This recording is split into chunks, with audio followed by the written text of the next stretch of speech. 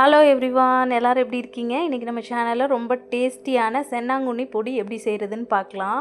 இது வந்து சென்னாங்குண்ணி வச்சு பொடி செய்ய போகிறோம்.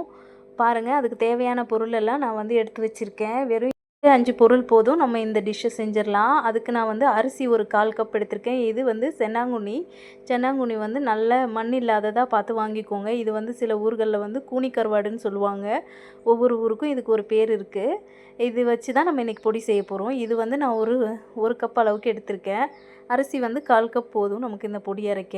ஃபஸ்ட்டு அரிசி எடுத்து நல்லா ட்ரை ரோஸ்ட் பண்ணிக்கலாம். நல்லா இதை நம்ம வறுக்கணும்.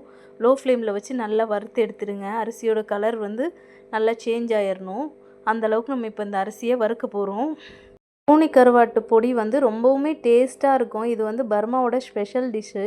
இதெல்லாம் வந்து நம்ம வந்து இட்லி தோசையோடு வச்சு சாப்பிடும்போது ரொம்ப வித்தியாசமாகவும் இருக்கும், டேஸ்ட்டாகவும் இருக்கும். நீங்களும் மறக்காமல் இதை செஞ்சு பாருங்கள்.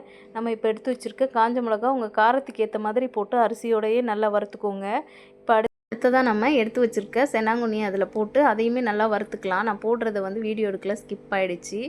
அடுத்ததாக நம்ம இது எல்லாத்தையுமே கூலான பிறகு மிக்ஸி ஜாரில் சேர்த்து கொஞ்சமாக உப்பு, பெருங்காயம் சேர்த்து நம்ம ஃபஸ்ட்டு பல்ஸ் மோடில் வச்சு அரைச்சிக்கிடுங்க.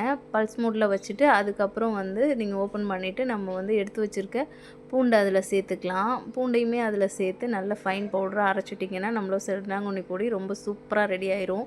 எப்பயுமே நம்ம யூஸ்வலாக செய்கிற பொடி செய்யாமல் இந்த மாதிரி ஒரு நாள் செஞ்சு பாருங்கள். இது இட்லி, தோசை, சப்பாத்தி எது கூட வேணால் வச்சு சாப்பிட்லாம். டேஸ்ட்டு சும்மா வேறு லெவலாக இருக்கும். மறக்காமல் நான்வெஜ் பிரியர்களுக்கு இந்த பொடி ரொம்பவுமே பிடிக்கும்.